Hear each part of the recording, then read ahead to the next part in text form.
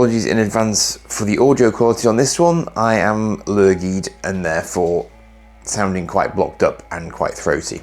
So apologies. Before you are not one, not two, but three Valkyries from the 1980s. These craft form the backbone of Earth's forces in the anime series Macross, later adapted into Robotech.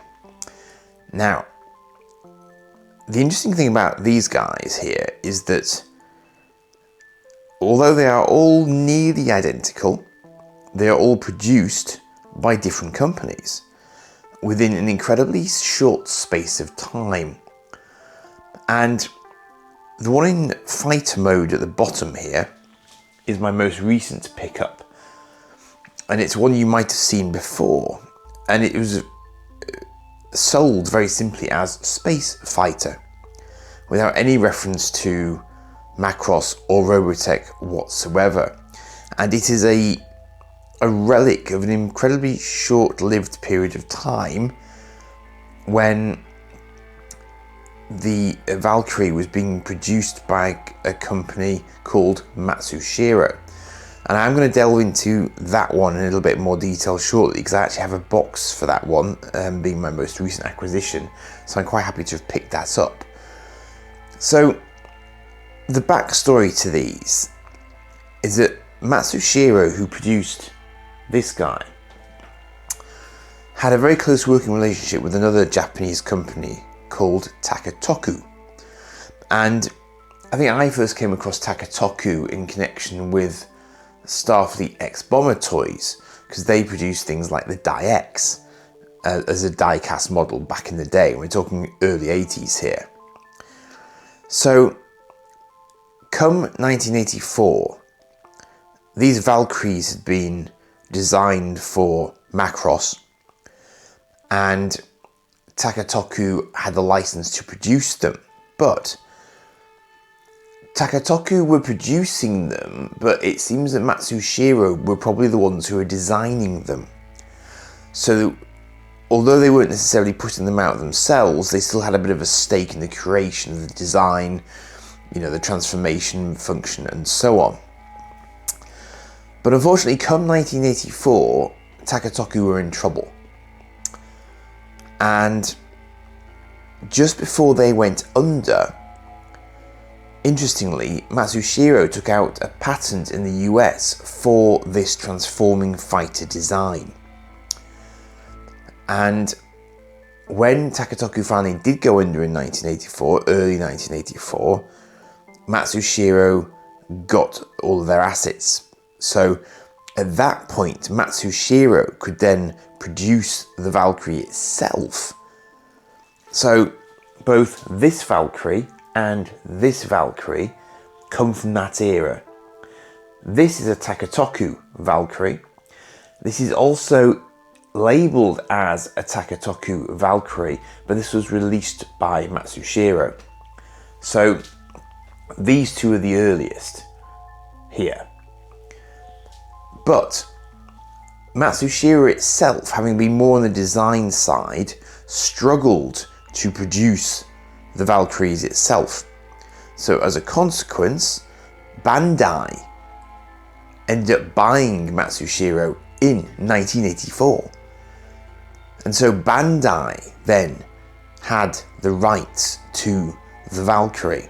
And Jetfire here, despite being released by Hasbro under license, is actually labelled behind his wings, behind his chest section, as a Bandai product. So we have here Takatoku, Matsushiro, Bandai. So we've got effectively this, exactly the same toy, give or take, produced by three different manufacturers within possibly just the space of a year, which is pretty crazy when you stop and think about it.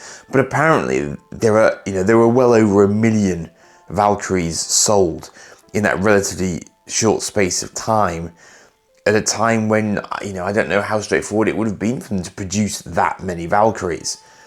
But it was at a time when obviously Transformers were coming into their own, so there was a lot of interest in transforming toys, and I very clearly remember getting Jetfire at a time when I was absolutely amazed at how big he was and how well articulated he was, because I'd never seen anything that was sort of, mecha derived before.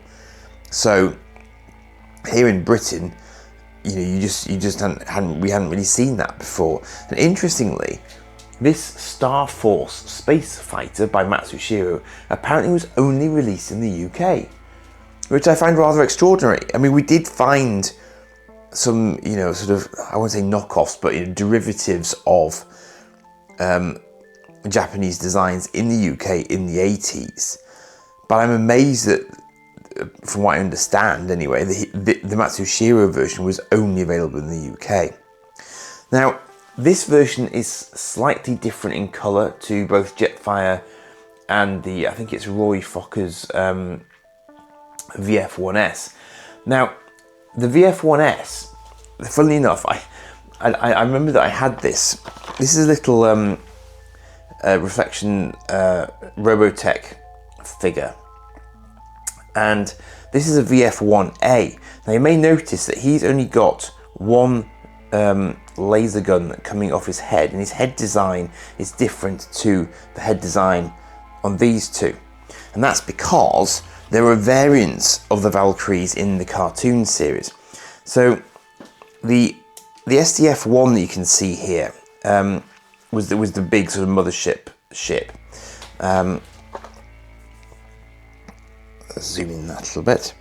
The VF-1A was the sort of generic Valkyrie that all the sort of standard grunts got, basically, and that's the one that's in this packaging. The VF-1D was a two-seater variant of the VF-1A, and you got an extra laser cannon on the head. The VF-1J was a slightly upgraded version of the standard Valkyrie that again had two laser guns on the head, but it was a single-seat fighter. Then the VF-1S was the sort of officer, kind of air wing commander's superior version of the Valkyrie, and that had four guns on the head. So both Jetfire and the Valkyrie on the right here are VF-1S variants. This guy isn't. This, I think, is a VF-1J, but he isn't being sold as such. And the reason I say he's a VF-1J is because he seems to have an identical cockpit, so a single cockpit to these guys, but his head is radically different. So his head is nothing like the VF-1S head. That was what actually drew this to me. I wasn't even looking at it, it was looking for it. It was a classic eBay, you might like this kind of thing. But as soon as I saw the head on it, I knew what it was, and I think Gareth's shown them before as well, and I thought, brilliant. I put a cheeky offer in and I picked him up. So I'm now going to have a closer look at the box and indeed the instructions that I've got, which is rather nice as well for him, which I haven't looked at yet. So I'm going to move these two guys out of the way. Now, the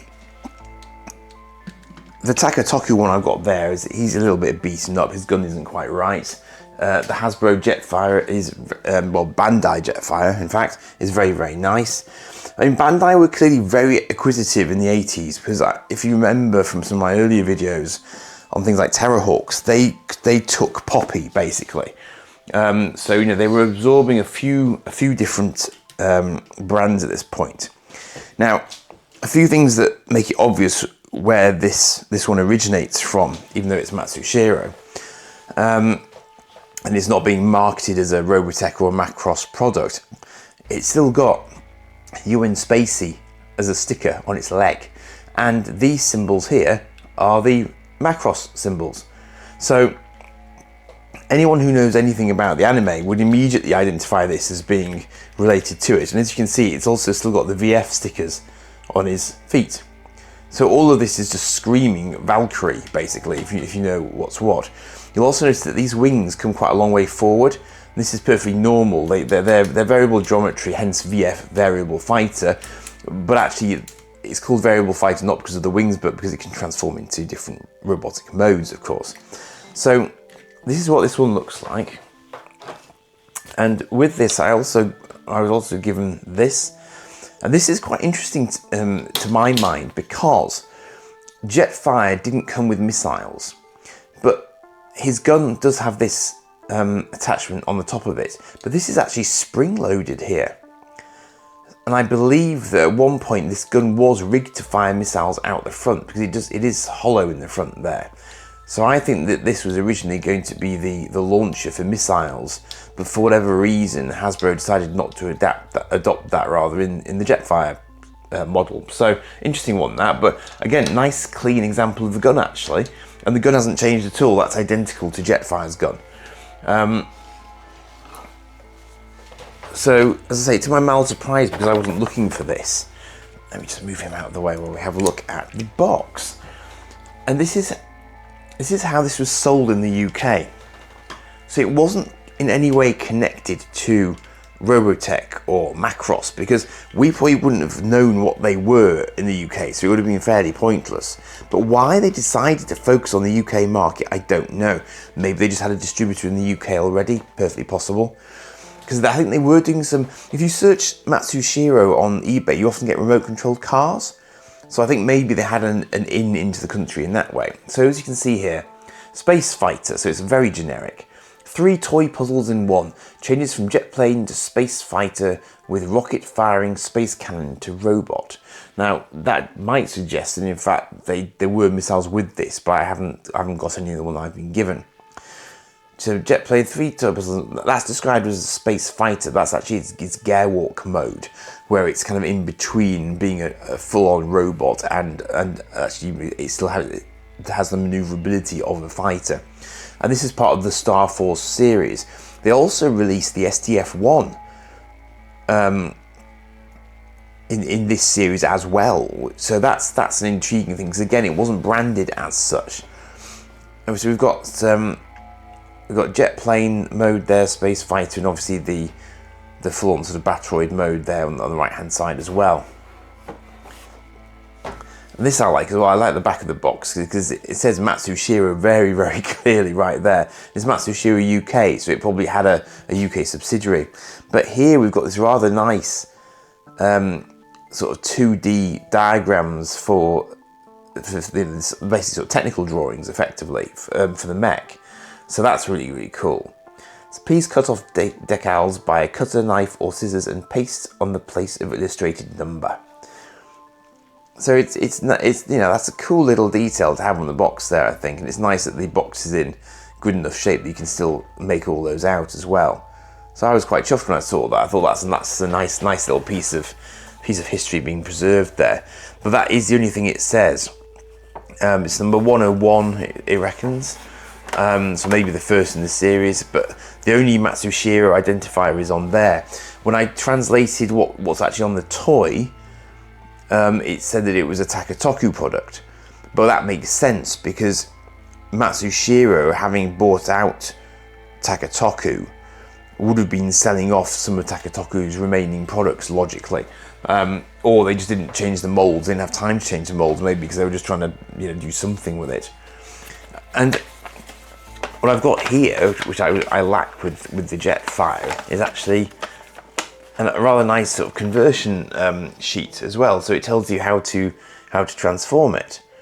Now, I mean, for me, transforming Jetfire is just muscle memory. But I like the fact that they've gone to the trouble of including that rather than, they describe it as a sort of puzzle toy. And I'm thinking, well, yeah, it will be quite puzzling if you don't know what you're supposed to look like. There you go, gun pod exclamation mark. Yes, there was a missile with this one. It does say here, there's definitely a missile. So push the launching switch and the missile will come out. Okay, launching switch. Okay. Now, interestingly, there should, in theory, then also be this little attachment, which is often missing from Jetfire, which allows you to fit the gun onto his arm underneath the jet fighter mode, so you can bring it with him when he's flying. But otherwise, it's all exactly as I would expect. It's sort of recessed fists and so on. Yeah. So I will just show you how he transforms. Knowing me, I'll probably get it completely wrong, but I'm not sure if I've ever actually done that on on film before, because I would just like to get a feel for it as well and just see how well he transforms. His coloration is interesting. I think he's been coloured grey, this sort of colour fully on purpose. I don't think he's off colour, which is nice. Cockpit is very sort of clearly delineated in a darker grey, which is nice as well. But I don't know how good his hinges and so on are, because I haven't transformed him yet. So if you flick the tail fins down, you just ratchet the legs down, and they're independent as well, so that's nice. They don't have to come out at the same time. And as you can see, he then looks huge when he's in that sort of mode. So you bring the chest plate down like that, flip that hatch up, flick his wings back a little bit. Then I normally do this, so I just push on his arms and his shoulders here, and just pop those out. And those are still nice and firm actually, so they'll probably click in well. Bring his head up through the gap, bring his arms out to the side, bring the wings together at the back. Now this bit takes a little bit of doing. You just need to make sure that you get his arms perpendicular. That's it. So you get them up to his shoulder plates there, like that. And then you're just bringing it all down. It's a really, really nice example. And then as he twizzles his head around, pop his guns up, close this back hatch down again, and then you can bring his tail pod up there. As you can see, his fists are already available. And there he is. So this is the first one of these I've ever had where the head is not the VF1S sort of superior version of the fighter. This is the first VF1J, I think it is, that I've had. So let's bring in the other two, and you can see that they are exactly the same apart from the head, even down to some of the decals as well. So you can see that these guys are nearest in terms of their sort of ancestry, but they've got different shoulder stickers. And he's actually got more stickers on the head. Now this might just be the versions I've got, of course, but he's yellow there. He's got the same stickers that are sort of slightly more reddy orange there. The VF stickers are the same. He hasn't got detail there, but again, it depends if everything was applied correctly. These little circular stickers here are common. So there is quite a lot of commonality. But interestingly, when you then look at Jetfire in the mix, again, he's very, very similar. Very, very similar. But the chest coloration is different here. So he's got the two bands of colour. Jetfire's got two bands of colour as well. This guy hasn't. But the moulds are identical. The underlying toy is identical apart from the head. And he has actually got, he has got the little flaps on his legs as well. Sometimes these are missing. So it's one to watch out for if you're buying a second-hand one of these, which obviously there will be second-hand at this point. There should be a metal structure for the landing gear here and a sort of plastic closing flap that just comes up and sort of, well, in theory, locks in. But, it just sort of completes the look of the leg, basically. But that is a mighty impressive set of three. I'm really happy to have picked that up. And I would have forgotten about it had eBay not just thrown it at me. So I'm certainly grateful to the eBay algorithm for that one. Because I don't think they come up massively often. Not that I've been searching for it, I must admit, but I don't think they come up massively often. And certainly not with a box. So I'm very grateful to have gotten the box and the instructions with it as well to show you, because I don't think that's particularly common either, I would think at this stage. These are 40 years old now. They are a good 40 years old, and yet they still look really, really well on it. I mean, Jetfires you do often see quite yellowed, but I think that's probably because they went so white with them. The Jetfires have always been far whiter than the Takatoku versions I've come across. So I guess that was just a a Bandai / Hasbro choice. I don't know, but it probably does make them more susceptible to yellowing because these guys are already off-white. So even if they did get yellowed, I'm not quite sure it would be as obvious. I have seen examples of them where they have caught a little bit on the plastic because the legs are a mix of metal and plastic. There's a lot of metal content in these guys. I think that's why so many of them have hung around in such good condition, because they are solid toys. And they're big toys as well. I mean, I have a little G1 Sideswipe here, and just look at that. He just looks tiny, bless him. And he's one of the larger standard Transformers from back in the 80s. So it's kind of crazy that that actually he's that sort of scale when compared to those guys. You can see why when you were little, these guys were immense, really big, solid toys who could twist their arms and their legs, and they were jets as well, and they were good-looking jets. That was the other thing. They looked like F-15 / F-14s, and they were modelled, from that sort of design lineage, of course, in the real world. So, as you can probably tell, despite my croakiness, I'm enthusiastic about these particular fellows, and I never thought I'd have a squadron of three to my name, let alone sort of 2 different variants. And of course, there have been many modern reproductions of these guys, but these will always have a place in my heart, even though I never actually had this guy, and I never saw Robotech growing up, because I don't think I had the right channels in Britain to see Robotech, and it wasn't until much later that I caught a dubbed version of Macross to understand where Jetfire had come from in the first place, because of course, from my point of view, his heritage was Transformers, and then the comic and the cartoon departed from this version because the licensing got messy. So yeah, it's just a cool toy, and to my mind, it's lasted the test of time because I still think they're cool toys. So there you go. So thanks for watching that one, and I'll see you again for another one soon when I will hopefully have cleared this lurgy. Cheers for now.